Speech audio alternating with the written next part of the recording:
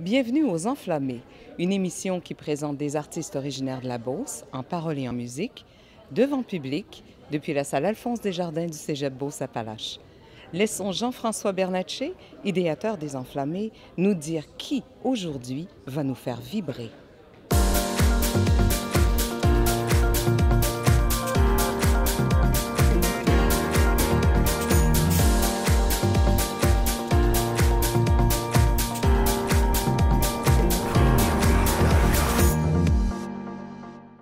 Perfectionniste et minutieux, ce musicien a cru en ses rêves et a su utiliser ses nombreux talents pour mettre en valeur de nombreux artistes. Pascal Picard, Amélie Veil, Jean Leloup et The Seasoned ne sont que des exemples de gens avec qui il a partagé ses nombreuses connaissances. Aujourd'hui, nous vous présentons un créateur, Stéphane Rancourt.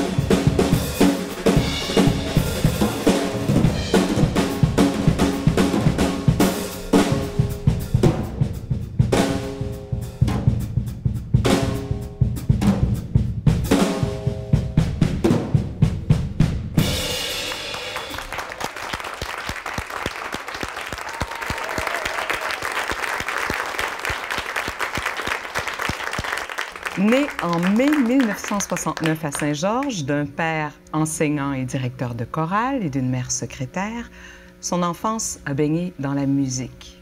Percussionniste et réalisateur, son studio se fait instrument. Stéphane Rancourt, bonjour. Allô? Ça va bien? Très bien. Je suis vraiment contente de vous revoir parce que je vous ai vu, je dirais, il y a 20 ans. Puis ensuite, vous vous êtes volatilisé. Peut-être. Ça fait 15 ans que je suis parti de la Ça fait 15 ans? Bon, 12-15 ans. Mais quand même, ça fait un petit bout, là. Vous êtes installé, vous avez votre studio à Québec. Oui. Ça fait seulement 2 ans, le studio. Ah oui? Oui. Ah, il y a toutes sortes de choses, donc, qu'on va raconter aux gens qui sont ici avec nous aujourd'hui. Alors, comment ça a commencé? Je dis, bon, un père directeur de chorale, Roger Rancourt, directeur des Rossignols, une maison pleine de musique, évidemment. Chansonnette française? Bien, surtout de la chanson française, ouais, vraiment. Un peu de classique aussi, mais vraiment surtout de la chanson. Est-ce qu'on dit Stéphane Rancourt est tombé dedans quand on est un fils de directeur? Oui, vraiment, j'ai pas fait exprès, là. Ah non, ça allait de soi. Vraiment. Mais ce qui est intéressant, c'est quand on s'est parlé l'autre jour, vous m'avez dit, bien, en fait, c'est le voyage qui m'a façonné le plus et qui m'a le plus ouvert des horizons, parce que vous avez voyagé avec vos parents quand vous étiez jeune. Oui, en Europe. C'est un ensemble de tout ça, hein. Je suis tombé dans la musique, puis ce voyage-là particulièrement, qui a duré 2 ans, m'a vraiment ouvert l'esprit face aux différences, aux autres, aux cultures. Puis ça a vraiment façonné le métier que je fais de réalisateur, vraiment. Mais vous étiez sans doute dans une famille très ouverte aussi, parce qu'en fait, partir en voyage pour une année ou deux, c'était, bon, votre père enseignant faisait des voyages échanges, mais il fallait quand même être assez ouvert. Téméraire. Téméraire même. Ben, je pense. Ça se peut. Fou, un peu, peut-être? Ah, bien, peut-être. Ouais. Vous en parlez comme vous voulez, c'est votre père. C'est ça, non, mais dans le bon sens, là. Ouais. C'était quelqu'un de très passionné, puis je veux dire, ça a été une expérience incroyable pour moi, là. Vraiment. J'en suis pas revenu de ce voyage-là, j'en parle souvent, puis c'est vraiment la musique, pour moi, c'était un peu la soupape. De ça et d'autres choses, pas que de ça quand même. Mais la musique, ça aurait été, parce que la batterie, la percussion, c'est de la musique, hein? Et ça aurait été musicien de jazz. Percussionniste de jazz, votre rêve ultime. Quand j'étais plus jeune, c'est ce que je pensais que j'allais devenir, ou ça a été la première vraie flamme vers la musique, parce qu'avant la musique, c'était le dessin. À un moment donné, j'ai bifurqué vers la musique, puis je sais pas pourquoi la batterie. Je pense, ah oui, j'ai trouvé les baguettes du batteur de la chorale dans la cave. Je me suis mis à défaire les coussins. À quel âge? Les petits sofas. C'était à quel âge, ça? Je dirais 14 ans, peut-être, dans ces coins-là. Secondaire 2, si je me rappelle bien. Puis personne ne vous a arrêté, on trouvait pas ça étrange, c'était normal, hein? Ouais, mais mon père aurait aimé, je pense, que je fasse d'autres choses que du drum, là, étant passionné de chansons puis avec la chorale, mais non, il m'a toujours encouragé. Mes parents, ma mère aussi. Bien, c'est important. Puis ensuite, vous êtes resté ici longtemps avec ce rêve-là d'être un musicien, mais vous restiez à Saint-Georges. Racontez-moi un petit peu ça, comment ça se passait ici, vivre comme artiste, parce que c'est de ça dont il s'agit. C'était difficile d'être un artiste dans la Beauce. Puis en même temps, ça m'a donné une force qui fait que je suis capable de faire ce que je fais aujourd'hui. En fait, ce que vous me dites, c'est ça prend tellement de détermination que si tu passes à travers dans un milieu comme celui-ci, ben tu auras du chien pour aller affronter la grande ville et puis c'est comme ça que j'ai vécu. Oui. Ben, c'est très intéressant. Mais comment donc la réalisation s'est-elle imposée à vous ou comment y êtes-vous venu? Et pourquoi? Puis qu'est-ce que c'est réalisateur, producteur? Parce que j'avais envie de vous présenter comme producteur aussi. Pouvez-vous nous éclairer un peu là-dessus, Stéphane? Oui, producteur, c'est le métier que je suis en train de développer. Je deviens un producteur. J'ai toujours eu le germe de ça en dedans de moi. Une vision de producteur, du moins. Alors, producteur, c'est quoi? Le producteur, techniquement, c'est le gars qui met le cash sur l'artiste puis qui prend le risque, qui dépense, qui paye le réalisateur, qui fait l'album. Le réalisateur fait, ça le dit dans le mot, il réalise. C'est un peu comme le génie de la lampe d'Aladin. Tu fais tes vœux, puis lui, il exauce. Ceux de la compagnie de disques, du producteur, qui est souvent la compagnie de disques, ou de l'artiste. Puis de nos jours, c'est souvent l'artiste qui est le producteur. Des fois, c'est moi, c'est rare, mais ça m'arrive quand j'ai un coup de cœur, où c'est des collaborations entre des producteurs et moi, des artistes et moi, ou toutes les variantes possibles entre tout ça, là. Ça fait peu de temps que je dis ça, mais ouais, la batterie là, que j'ai joué tantôt, c'est ce qui reste du batteur que j'étais, puis que je suis encore parce que tu perds pas ça c'est comme jouer du basic un peu, mais ça fait techniquement 7 ans que je joue pas de batterie. Pour ce qui est de mon instrument aujourd'hui, puis c'est vraiment comme ça que je l'aborde, le studio pour moi c'est un instrument de musique, tout le côté technique, les micros, les préamplificateurs, les trucs de console, tous les boutons, là, c'est un instrument de musique pour moi. Au même titre que les gens qui viennent avec leurs chansons, c'est des instruments, parce que je dois user de toutes sortes de stratégies, des fois pour les faire sortir ce qu'ils ont à me donner, ou de les aider à se réaliser. À s'assumer et à se réaliser. Donc, vous les aidez comme individus, non seulement réaliser l'album, mais réaliser presque l'artiste même. Oui, et leurs chansons aussi. C'est comme c'est les 3 éléments là, pour moi que je joue de ça. Oui. Stéphane, vous, c'est votre quotidien. Vous en parlez, vous mettez des mots, on essaie de comprendre, mais on pourrait regarder un exemple, parce que vous avez fait un petit montage qui nous donne comme un aperçu de ce que vous faites en studio, de votre travail de studio. Là. Je dirais les couches de réalisation qui se superposent. On peut écouter ça ensemble? C'est pas si évident, mais je vais surtout commenter. Vous allez nous commenter ça. Oui, exactement.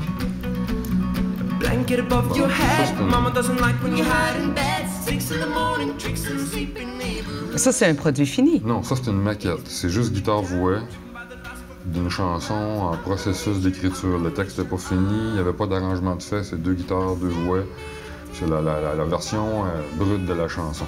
Alors, un producteur vous a envoyé ça, il a dit « Qu'est-ce que t'en ferais? » Le groupe, je le connaissais déjà, on a déjà travaillé ensemble depuis un moment, puis ça, c'était juste une maquette qu'on envoyait à un éditeur pour développer. Le rôle de l'éditeur, c'est de développer le catalogue d'un artiste.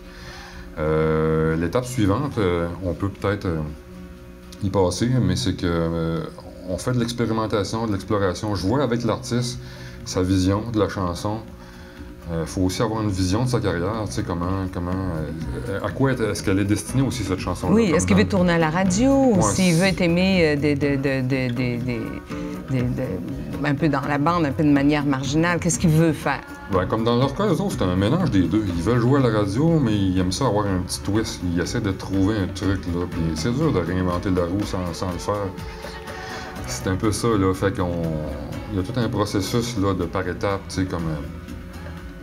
ce qu'on entend là, je pense qu'il y a un peu de batterie. C'est une des étapes de la production de la chanson où on expérimente des beats, qu'est-ce qu'on met, des bongos, on en met, tu sais... OK, là, on a ajouté des percussions. Ouais. Là, ce que vous entendez, c'est une batterie électronique, en attendant. Mais on a décidé que les bongos, ça allait faire le truc.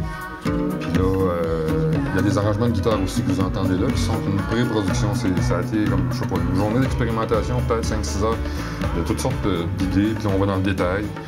Puis là, un coup que ça c'est fait, bien, on passe à une autre étape. Fait que là, possiblement que le prochain extrait, il y a peut-être de la batterie dessus, je crois, si je me rappelle bien. Ouais, voilà. Ça, c'est un vrai batteur. Donc, un coup qu'on établit plus en détail, bon, les bongos étaient déjà enregistrés, les guitares sont là, le piano, le batteur peut accompagner la chanson. Tu sais, des fois, on tape la batterie en premier. Moi, des fois, c'est pas nécessairement en premier. Des fois, je la mets en milieu de processus parce que je travaille des arrangements avant. Fait que là, bon, les petits claps, ça fait partie des trucs. Il y en a qui restent, il y en a qui se rendent pas à la production finale. Il n'y a même pas de voix parce que, bon, c'est une session concentrée sur la batterie. Alors, il y a des heures d'échange avec l'artiste, des heures de travail, d'exploration. Avec la compagnie de disques, ou on va dire le producteur aussi, parce que dans un cas d'une chanson comme celle-là, c'est un groupe sur qui il y a quand même une grosse mise. Il y a beaucoup de gens impliqués. De l'argent impliqué aussi, là, du producteur, pour promouvoir ce qu'ils font aussi, puis tout ça. Donc, moi, je me retrouve avec une pression quand même. Il faut que ça se rentabilise, ça, là. En fait, tout ce temps-là, il faut négocier avec l'artiste. Puis oui, il y a le producteur qui veut rentabiliser, mais l'artiste qui veut être absolument original. Puis quand c'est un artiste qui commence original ou pas, c'est pas tous les artistes qui veulent être originaux. Il y en a qui veulent juste toucher les gens aussi, puis t'as pas besoin d'être original de faire ça, là. Surtout pas. Des fois, c'est pas besoin de réinventer la roue, là. Ça prend de l'humilité, puis tu fais une belle chanson, simplement. Puis, mais tu vas avoir ton son à toi. Ouais, c'est ça. Hein? Ouais. Il faut donc qu'on soit constamment dans la création. Il faut vraiment... Tout le temps. Puis le producteur, ben lui, il faut aussi positionner l'artiste. Fait que le réalisateur, en fait, il se trouve à faire la synthèse de tout ça. De l'élément émotif, de dealer avec les égos de chacun dans un groupe, de dealer avec le producteur qui, lui, stresse parce qu'il met bien de l'argent, d'avoir un timeline, un deadline... les contraintes d'horaire, le band est en promo, j'ai besoin du chanteur, il fait une extension de voix, il est parti en tournée, c'est tout le temps chaotique. C'est une gestion de chaos constante. Gestion de chaos, alors c'est votre nouvelle profession, Stéphane Rancourt. On pourrait dire ça. Vraiment.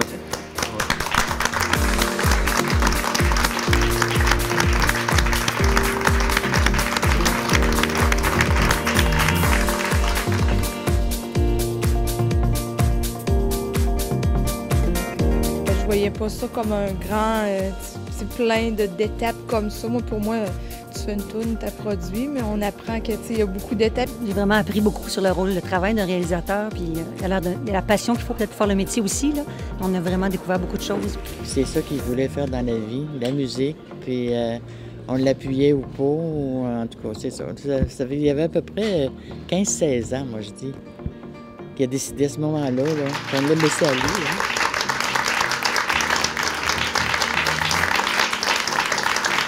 Alors, Stéphane, aux Enflammés, on demande à tous nos invités d'apporter 3 objets qui vont être un prétexte pour nous parler un petit peu de la carrière. Alors, vous êtes arrivé avec une carte, on comprend pourquoi maintenant, parce que vous nous avez parlé de l'importance des voyages quand vous étiez jeune, comment ça vous a marqué. Alors, vous voyagez avec votre enfant, vous vous promenez un peu. Il faudra que ça vienne, hein? J'aimerais beaucoup. C'est ce que je vous souhaite. Ouais. Hein? Vous avez apporté aussi la chose. Oui, c'est quand même un symbole. Hein? Un Félix remporté au Gala de la Disque avec Pascal Picard pour l'album anglophone de l'année. Ben, c'était la seule catégorie qu'ils pouvaient nous mettre, en fait. Parce que au Félix, c'est plus un organisme qui fait la promotion, ou pas la promotion, mais qui est là pour la chanson francophone québécoise. Ils ont quand même ouvert une catégorie, je crois. Je suis pas sûr du nombre d'années que ça fait. Combien d'années que ça fait que ça existe, mais... quand même un artiste qui vend 300 000 albums, ils ont créé cette catégorie-là. Là. Presque pour elle? Non. Je pense c'était peut-être Céline qui a C'était pour Céline, c'était pour là. Céline probablement. Mais quand même, c'est bien, elle a pu en profiter parce que 300 000 albums vendus. Et vous étiez aux arrangements, à la batterie, vous avez fait beaucoup de choses sur cet album-là qui a été primé. Ça a été comme Le premier, c'est le groupe dans lequel j'ai été en quittant la Beauce. Quelques années après avoir quitté la Beauce, je suis tombé sur elle, puis c'est à travers ce projet-là que j'ai comme mis en pratique tout ce que j'ai appris ici, dans ce que je parlais un peu. Je trouve un peu une terre aride pour un artiste, mais ça m'a donné des outils pour être capable de développer le talent, aussi brut pouvait-il être. Puis dans le cas de Pascal, on s'entend que c'était déjà là, mais c'était aussi très brut, fait que j'ai pu mettre là-dedans une synthèse de ce que j'avais retiré dans mon expérience ici dans la Beauce. Quelque part, vous vous êtes mis au monde réciproquement. Puis là, vous m'avez fait une surprise parce que je m'attendais à voir le béret de Jean Leloup. Puis j'étais contente, je l'avais déjà vu avec le béret. Mais non, vous êtes arrivé avec un chapeau qui a vécu les affres de la guerre. Ouais, c'est ça. Non, mais le béret, je le trouve plus. Le béret, si important pour vous, parce que vous travaillez avec Jean Leloup. Jean Leloup, on le sait tous, c'est pas quelqu'un de facile. Mais vous, c'est pas grave pour vous. Ça, Jean Leloup peut décompenser. Pour moi, hein? J'ai vraiment pas une misère avec ça. Non? Non, on s'entend bien. Vous rejoignez dans une forme de folie? Oui, on peut dire ça. C'est vrai? Quand on dit que je suis tombé dedans tantôt, là, je suis tombé là-dedans aussi. Hein. Là-dedans aussi, pourquoi? Oui, ben je parlais de mon papa, tu sais, qui était un peu fou flayé. Ben, il y avait quand même des parallèles à faire entre Jean et Roger, là. Alors, à la limite... Pour ceux qui l'ont connu, Roger, ils peuvent comprendre. Ah oui? Donc, à la limite, ça vous rassure? Ça m'a rassuré beaucoup de travailler avec Jean. Je me suis aperçu que j'étais bien relax. Même s'il y en a qui me trouvent bien intense. Écoute, on se souhaite tous un Jean Leloup, donc... Mais l'histoire du chapeau, c'est que Jean m'avait donné une casquette. Un jour, je suis allé chez eux. Après avoir travaillé avec lui, il est devenu mon mentor, on peut dire, pendant un certain moment. Il m'a pris un peu sous son aile. Puis à un moment donné, il m'a dit, Steph, il dit, t'es un producteur, toi. Il dit, ça te prend une calotte. Il m'a donné une casquette à lui. Ça fait que moi, c'était comme une espèce de symbole que Jean Leloup me donne une casquette. Il dit, Steph, t'es un producteur, ça te prend un chapeau. Ouais. Mais ça, c'est le chapeau que moi, je me suis payé moi-même pour me dire. Alors, Jean Leloup, c'est comme le diplôme, la reconnaissance absolue. Ouais, même si c'était un album qui n'est pas reconnu par le grand public, tout ça, c'était une affaire vraiment rock'n'roll, là. Il m'a quand même donné ce truc-là, il m'a donné une bonne claque dans le dos. Vraiment. Fantastique. Puis ensuite, donc, celui-là, ce chapeau-là, vous disiez, je vous ai interrompu, mais celui-là, je me le suis payé moi-même. Allez, racontez, parce que maintenant, vous faites de l'argent? Non, pas nécessairement. Pas nécessairement. Je commence à en vivre, c'est drôle à dire, hein, j'ai 46 ans, je commence à vivre de ça. Il fallait beaucoup aimer, à sentir que j'ai une stabilité devant moi, c'est nouveau pour moi. J'ai jamais connu ça. J'ai eu des moments de stabilité avec Pascal Picard quand le succès est arrivé, mais ça a été des hauts puis des bas. Plus de bas que de hauts. Mais des hauts très hauts. Puis là, je sais pas, à force de faire des trucs là, comme avec Pascal Season, puis un paquet d'autres artistes que peut-être ici les gens ne connaissent pas, mais tu sais, dans le milieu, je me suis fait une réputation qui me donne un... Oui. OK, là, je peux m'accoter là-dessus, puis je sais que je manquerai pas d'ouvrage. C'est bien. On est content pour vous. Vraiment, c'est un beau succès, une très belle histoire. On demande aussi à nos invités, en plus des objets, de penser à quelqu'un à qui ils voudraient rendre hommage, puis on a la chance d'avoir la personne qui vous est chère aujourd'hui avec nous. C'est votre mère. Vous nous la présentez. Bonjour. Elle ne devait pas s'en attendre. Non. Qu'est-ce qu'elle a été pour vous? Je sais, les mères, c'est tout, là, mais quand même... En fait, je veux dire, mon père n'aurait pas pu faire la moitié de ce qu'il a fait avec sa chorale, puis tous ses projets de voyage, puis tout ce que moi j'ai vécu, ce que ça m'a apporté, ce que ça m'a donné. C'est parce qu'il y avait cette personne-là derrière lui. Puis ma séparation, c'est la même affaire. Quand j'ai quitté la Beauce, c'est elle qui a maintenu la famille, les enfants proches, malgré ma folie de tout quitter pour faire ça, ce métier-là, puis d'aller au bout de mes rêves. Puis elle est toujours très présente tout le temps, fait que ça allait de soi pour moi que je rende un hommage, parce que j'aurais pas pu faire grand-chose. Super, vous pouvez... C'est pareil pour tout le monde, c'est bien cliché, c'est bien quétaine, mais c'est la réalité. C'est pas cliché du tout, vous pouvez même vous permettre d'aller l'embrasser si vous voulez. Ben oui. Hein? Oui, non.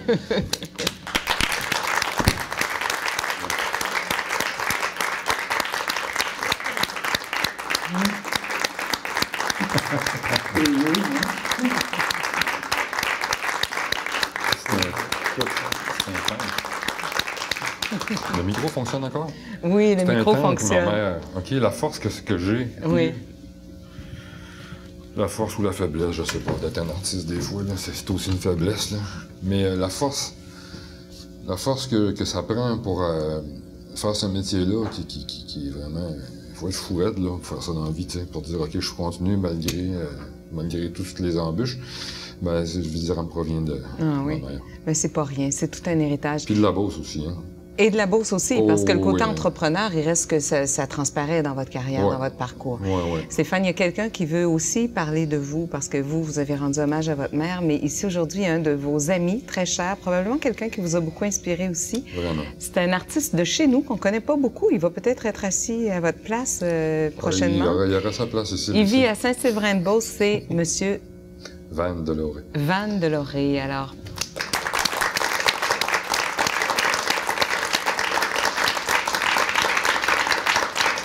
bonjour. Bonjour, merci d'être là. Merci beaucoup Avez-vous pour quelque chose à l'invitation. nous raconter qu'on ne connaît pas de Stéphane? Oh, j'ai tellement de trucs, je suis pas sûr c'est tout racontable, mais moi puis Stéphane, ça fait 20 ans, hein, Stéphane? Même un peu plus. C'est très longtemps pour deux hommes d'être ensemble. On peut parler d'un genre de mariage musical, même. Ouais. C'est même mariage musical ouverte, parce qu'il n'est pas fidèle. Il travaille avec n'importe qui. Il m'a déjà laissé avec 60 spectacles à faire pour Éric Mailleux. Imagine-toi donc. Mais c'est ça, c'est... Les opposés, ça crée une attraction. Puis son côté Apollon, jazz, puis la mienne dionysienne, Morrison, ça unit un peu ensemble. Comme tout bon mariage, il y avait des bas. Je me rappelle, à un moment donné, un petit spectacle quelque part. J'étais en train de jouer. J'étais toute fier. J'étais en train de finir une chanson. Il me semble que c'était Twist and Shout the Beatles. Puis je l'ai fini. J'étais tout heureux. Clac à l'arrière de tête, une grande poigne. Je me vire de bord. Puis je vois Stéphane comme un genre de Keith Moon enragé en train de pencher sur le drum. Il avait lancé le baguette à ma tête à la fin de la chanson. Puis il m'a dit, je suis pas venu ici pour passer comme une cave qui joue pas le drum à cause de toi, mon... C'était Parce que intense. j'avais raté la fin. Mais t'as jamais été capable de la finir, Twist and J'avais Shout. une beat de plus. En tout cas, je peux dire, le prochain set, j'ai joué beaucoup mieux. Eh bien, allez. Van, en conclusion, vous l'aimez quand même, hein? Je l'adore. Puis il y avait d'autres aussi, l'année passée, avec 2 albums. 1 et 2, meilleure vente en Québec avec Pascal P. Season. C'était un grand haut. Puis j'espère que dans 20 ans, ce serait un genre de mi-chemin. Puis t'as 200 albums encore plus hot à faire. T'es le Oh oui. meilleur. C'est un Puis début. un plaisir de travailler avec toi. Merci, Van Deloré, d'être avec nous. Merci.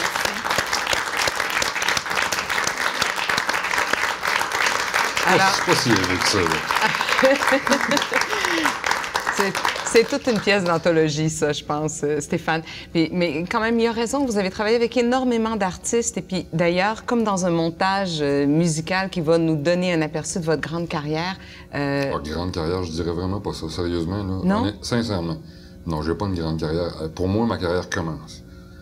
Puis comme en tant que réalisateur, je pense c'est un métier qui s'apprend sur le tas, qui prend des années. Là. Tu peux pas aller à l'université, avoir un diplôme où je suis réalisateur, ça se peut pas. Alors, c'est une carrière qui commence, Ouais. mais on va entendre le large éventail quand même de vos... Ce qui a fait de moi le réalisateur. Donc, ce sont ces pièces-là qui vous ont amené à dire « Ah oui, je C'est suis un ramassis réalisateur de toutes maintenant sortes de choses, là. Oui, ». Ben alors, on va écouter ça ensemble. oui. Je peux commenter. Oui. Ça, c'est juste un extrait. J'ai remporté le concours Clermont-Pépin en 87, si je me rappelle bien. Au marimba classique. Et vous avez Ici, à jamais Saint-Georges. étudié la musique? J'étais allé à une session en musique au cégep, mais j'avais pratiqué une chanson toute l'année. Comme un début. C'est juste un petit extrait que j'ai trouvé sur une cassette. Là. Ça, c'est un groupe de Sudbury qui font des affaires complètement flyées. Les autres, ils m'ont permis d'aller dans les classes... je saurais pas dire. C'est des francophones hors Québec qui ont un accès à des subventions plus facilement, puis plus de liberté. Ça, c'est Rémi Chassé dans ses débuts, dans un petit band de Sainte-Marie qui s'appelait Killer Made Fable. Et Rémi Chassé, je sais pas si vous le connaissez, plusieurs peut-être. La voix? Je l'ai connu, il était en secondaire 4, puis il avait remporté secondaire en spectacle. C'est pas le premier que vous regardiez avec des yeux confiants, Ouais. hein? Ouais, Réalisé non, à j'en ai, partir de là. C'est avec le recul que je m'aperçois que j'avais du flair. Oui. Ça, c'est Casabon. Un petit band de Québec. Ma première expérience de producteur après le groupe de Pascal Picard. On n'a pas fait un méga hit, mais j'ai appris énormément de choses. Faut commencer. Oh oui. Oh, un petit air country Ça, folk. c'était un truc dans la Beauce. C'est vraiment beau, ça. J'ai fait mes armes sur des trucs comme ça, là. C'est qui? The Western. Ça, c'était... Je me rappelle même. Puis ça, les gens doivent la connaître. Il y en a, ça commence à faire du temps. Je remarque que des jeunes ne savent même plus c'est qui, c'est Pascal Picard, mais ça, c'est un hit. Oui. Un vrai hit. Là. Ça a beaucoup tourné, ça. Ça a marché. Oui.